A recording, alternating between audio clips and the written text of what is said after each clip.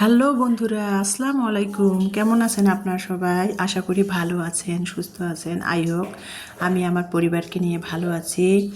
আপনাদের আজকে ঈদের তৃতীয় দিন, আপনাদের সবাই কার কীরকম ঈদ যাচ্ছে আর কি। সরি, আজকে ঈদের চতুর্থ দিন, আজকে রোজ বৃহস্পতিবার। তো যেটা বলতেছিলাম, সকালে অফ ক্যামেরাতে কিন্তু আমি নাস্তা খেয়ে অন্যান্য কাজগুলো গুছিয়ে তারপরে এই যে এখন বাজে সকাল 10টা, 10:30, কেবল দোকানপাটগুলো খুলতেছে। দিনাজপুর জেলখানার মোড়, মানে আর কি লিলির মোড় আসছি, দেখতে পাচ্তেছেন লিলির মোড়। এখানে দিনাজপুর লিলির মোড় আসছি এই জন্যই। ইলমার আর কি 8 তারিখ থেকে যেহেতু শিক্ষা প্রতিষ্ঠানগুলো খুলবে, তো শীতের মধ্যে কি হয়েছে, ইলমার কিন্তু আমি স্কুলের ইউনিফর্ম বানিয়ে দিয়েছি, কিন্তু ইলমার স্কুলের না, মানে কেয়ার্স কিনে দেওয়া হয়েছিল না। তো সেই জন্য ইলমার স্কুলের কেটস কেনার জন্য আর কি, শু কেনার জন্য আমি এই যে লিলির মোড় আসছিলাম। তো লিলির মোড় পার হয়ে যাচ্ছিলাম গণেশতলা দিনাজপুর, সেখানে যাচ্ছিলাম। তো দেখতেছিলাম ইলমার জুতা আর কি দরদাম করে একটা সাদা হোয়াইট কালারের স্কুলের জন্য আর কি কেটস কিনলাম। কেটসটা আর কি প্যাগাসাসের নিয়েছি। প্যাগাসাস বাটা থেকে নিতে চাইছিলাম, পরে প্যাগাসাস আর কি কেটস নিলাম, প্যাগাসাস ব্র্যান্ডের। যাই হোক, তো এখন ইলমার জন্য স্কুলের কেটসটা কিনে আমি এই যে দেখতে পাচ্ছেন, এখানে আমি র্যাংসের শোরুমে চলে আসলাম। র্যাংসের শোরুমে আসলাম এর জন্যেই, ফ্রিজ দেখতেছিলাম। আমার বাসার ফ্রিজটা অনেক ছোট হয়ে গেছে, 10 সিফটি আর কি, আমার বাসার ওয়ালটনের 10 সিফটির ফ্রিজ। তো এখন আমার পরিবার যখন ইমানি একা ছোট্ট ছিল, তখন কিন্তু আমি 2011 সালে আমার 10 সিফটি ওয়ালটনের ফ্রিজটা কিনেছিলাম। তখন পরিবার ছোট ছিল। এখন ইমানি মানে এখন আর কি চাহিদা বেড়ে গেছে, আর ফ্রিজে কোনো কিছু ফ্রোজেন করলে ফ্রিজটা ছোট, ডিপ ফ্রিজটা জাগা হয় না। সেই জন্য আর কি সেই কথা ভেবে আর কি আমি একটা ফ্রিজ দেখতে গেছিলাম র্যাংসের শোরুমে। তো এই যে র্যাংসের শোরুমে ফ্রিজ দেখতেছিলাম আর ভিডিও করতেছিলাম, আর ইলমার বাবা র্যাংসের শোরুমের ম্যানেজারের সাথে কথা বলতেছিল। তো এখানে বিভিন্ন ব্র্যান্ডের ফ্রিজ বলতে সিঙ্গার আছে, স্যামসাং আছে, আর র্যাংসের ফ্রিজগুলো আছে, তারপরে ওয়ারপুরের ফ্রিজও আছে। তো র্যাংসের ফ্রিজটা ইলমার বাবা দেখতেছিল।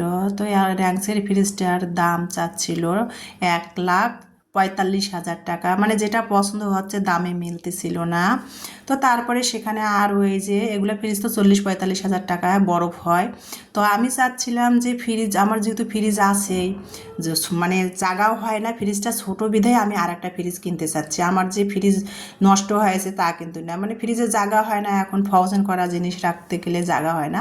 সেজন্য কিন্তু আমি আর একটা ফ্রিজ, বড় ফ্রিজ কিনতে চাচ্ছিলাম। আর আমার কিন্তু শখ, আজ 2-3 মাস ধরে আমার খুব ইচ্ছা হয়েছিল, খুব শখ হয়েছে, আমি একটা আলমারি, মানে আলমারি সিস্টেমের ফ্রিজ নেব। ওই যে এখন নতুন মডেল বের হয়েছে 2 পাল্লার ফ্রিজগুলো, আলমারি সিস্টেমের, ওই ফ্রিজগুলো নেওয়ার আমার খুব বেশি শখ আর কি। একটা দেখলাম ফ্রিজ, মানে ফিল্টার সিস্টেম ফ্রিজ, পানি ওখানে ঠান্ডা হয়ে বের হয়ে আসবে।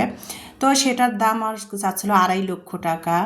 আর যেটা পছন্দ হচ্ছিল আমাদের সাধ্যের মধ্যে আর কি, তো সেটা আর কি সেই ফ্রিজটার দাম 1,45,000 টাকা চাচ্ছিল হায়ারের।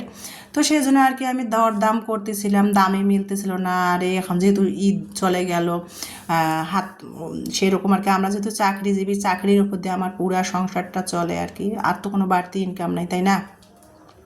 সেই জন্য আর কি ইলমার বাবা চিন্তা ভাবনা করলো যে যদি 80-90 হাজারের মধ্যেও হয়, তাহলে ইলমার বাবা আমাকে ফ্রিজ কিনে দেবে। আর যে ফ্রিজগুলো আমার দামে পছন্দ হচ্ছে, কিন্তু দামে মিলতেছিল না। তারপরে আবার ওয়ালটনের শোরুমে গেলাম, সেখানেও আমি দেখলাম, দরদাম করলাম, তারপরে আসলাম, ইলমার বাবার সাথে কথা বলতেছিলাম। তো যাই হোক, ফ্রিজ যদি কিনিও তো সেটাও তো আপনাদের সাথে শেয়ার করে দিব। বাসায় চলে আসলাম, এই যে পেগাসাসের ইলমার জন্য এই জুতাটা কিনেছি 600 টাকা আর কি। যদিও এখানে দিনাজপুরে 1 বছর থাকবো, সেই জন্য ইলমার জন্য ভালো দামের মধ্যে জুতা কিনলাম না, 600 টাকার মধ্যে জুতা কিনলাম, যেন 6 মাস আমরা আর আছি, 6 মাসের মধ্যে যেন ইলমা জুতাটা ব্যবহার করে শেষ হয়। তখন তারপরে আমরা চলে যাবো এখান থেকে বগুড়া, সেটেল হব। সেখানে কোন স্কুলে ভর্তি করাবো, সেখানকার ইউনিফর্ম, ড্রেস, কেটস কেমন হবে তা তো জানি না। এই জন্য কম দামের মধ্যে ইলমাকে একটা 600 টাকা দামের একটা কেটস কিনে দিলাম, আপাতত 6 মাস স্কুলে যাওয়া আসা করার জন্য। আর এই যে দেখতে পাচ্ছেন পোলাও চাল, এই পোলাও চালটা ঈদের মধ্যে ইলমার বাবা নিয়ে আসছিল 2 কেজি, 105 টাকা করে পোলাও চালগুলো কেজি প্রতি পড়েছিল, 2 কেজি নিয়ে আসছিল। তাই ঈদের মধ্যে আমি 1 কেজির মতো রান্না করেছিলাম, বিরিয়ানি রান্না করেছিলাম, আর রয়ে গেছে। আজকে আবার ইলমার বাবা 12 কেজি পোলাও চাল নিল, ওর কলিগকে আর কি গিফট করবে, আর সেই জন্য 12 কেজি পোলাও চাল নিল, মানে একজনকে গিফট করব 10 কেজি, আর 2 কেজি আমার ঘরের জন্য নিলাম। তারপরে দিনাজপুরের আর কি তরমুজ নিয়ে আসলাম। দিনাজপুরের ওই বিখ্যাত কিনা জানি না, তবে দিনাজপুরের পাঁপড়ের জন্য খুবই ভালো। বিখ্যাত কিনা আমি সেটা জানি না, বললে হয়তো ভুল হবে, শুধু জানি যে দিনাজপুরে পাঁপড়ের জন্য খুবই ভালো, ভালো পাঁপড় দিনাজপুরে পাওয়া যায়। তো মুগের ডালের পাঁপড় নিলাম 50 টাকা করে প্যাকেট, আর একটা প্যাকেটে 15 পিসের মতো করে পাঁপড় আছে। তো সেই পাঁপড়গুলো আমি 4 পিস নিয়েছি, এক রাতে 15 পিস করে আছে। আমার বাসার জন্য একটা নিলাম, ইমানি ইলমার জন্য, আর 3 পিস আর কি একজন কাকে গিফট করব বন্ধুকে, তাদের জন্য পোলাও চাল 10 কেজি আর 3 প্যাকেট পাঁপড় নিলাম। পাঁপড়গুলো 60 টাকা করে প্যাকেট নিয়েছে। তো যাই হোক, আর পোলাও চাল নিলাম আমি 105 টাকা করে নিয়েছে। অন্য অন্য আমি পাইকারি রেটে নিয়েছি, অন্য অন্য জায়গায় কিন্তু পোলাও চাল 130 টাকা করে, যে চিনি গুঁড়ো পোলাও চালটা। তো আমি পাইকারি রেটে নিয়েছি, আর অনেকগুলো একসাথে নিয়েছি, সেজন্য দাম কমে পড়ে গেছে।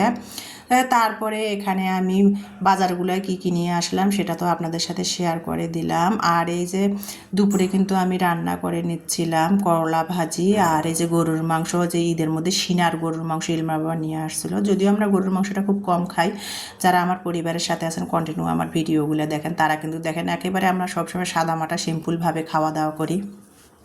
তো ঈদ উপলক্ষে ইলমার বাবা গরুর মাংস আনছিল। ঈদের দিনে আমি অর্ধেকটা দিয়ে বিরিয়ানি রান্না করছিলাম, মাটন বিরিয়ানি, আর অর্ধেকটা ছিল সিনার মাংস, তো তেলালা, আর আমার মেয়েরা তো তেলালা মাংস খেতে চায় না, তো অর্ধেকটা মাংস ছিল। তো এই মাংসটা সেই জন্য আমি পিটিলি রান্না করতেছি। মাংসতে সব মাংসের যে যে গরম মশলা দেয়, সব মশলা দিয়ে মাংসটা আমি মেখে চেখে প্রেশার করে সিদ্ধ করে নিলাম, নিয়ে তারপরে কড়াইতে মাংসটা সিদ্ধ হয়ে গেলো, প্রেশার করে কড়াইতে ঢেলে নিলাম।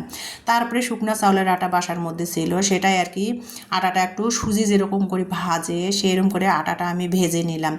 যেমন সুজি রান্না করলে ভাজতে হয় না, ওইরকম করে আটাটা আমি ভেজে নিলাম, নিয়ে তারপরে মাংসটা কড়াইয়ের মধ্যে প্রেশার কুকার থেকে ঢেলে নিয়ে তারপরে আমি গরম পানি করে মাংসটার মধ্যে আবার দিলাম, ঝোল ঝোল করে নিলাম। তারপরে চাউলের আটাটা কিন্তু পরিমাণ মতো দিয়ে 1 কাপ পরিমাণ আমি হাফ কেজি মাংসের মধ্যে চাউলের আটা দিয়েছি। চাউলের আটা ভেজে নর্মাল পানি দিয়ে গুলিয়ে তারপরে কিন্তু আমি এই যে রান্না করা মাংসের উপর দিলাম, দিয়ে তারপরে রান্না করে নিলাম। আর রসুন কুচি, পেঁয়াজ কুচি, আদা কুচি আর জিরা দিয়ে আমি তেজপাতা জিরা দিয়ে মাংসটা আবারও আমি তেলানি করে নিলাম ফ্লেভারের জন্য, নিয়ে টেবিলে দিলাম। আর এইটাও হলো আমার শ্বশুরবাড়ি জামালপুরের ময়মনসিংহ জামালপুরের ঐতিহ্যবাহী খাবার হলো পিটালি।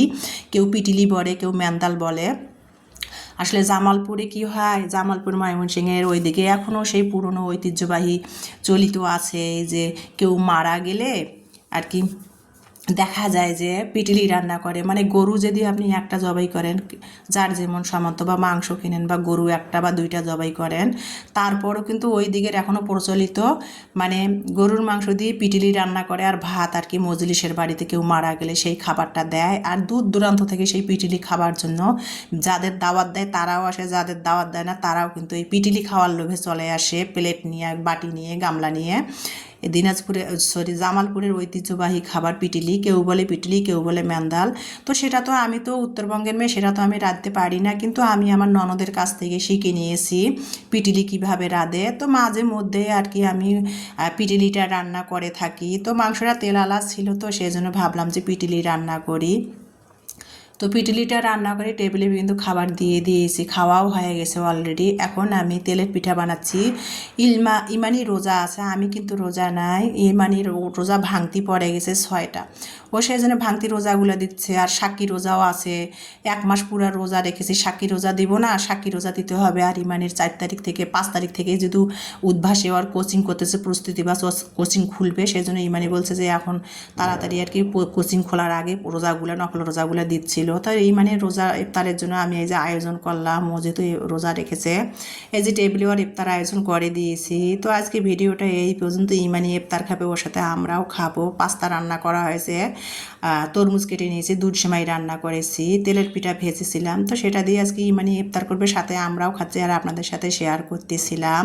তো বন্ধুরা, আমি তো ইলমার বাবা বাসায় আসছে, সময় পাচ্ছি না আপনাদের পরিবারে যাওয়ার জন্য। আপনারা আমার ভিডিওগুলো ধৈর্য সহকারে দেখবেন, আমি সময় সুযোগ করে আপনাদের পরিবারে যাব, আপনাদের পরিবারে যে ঘুরে আসব।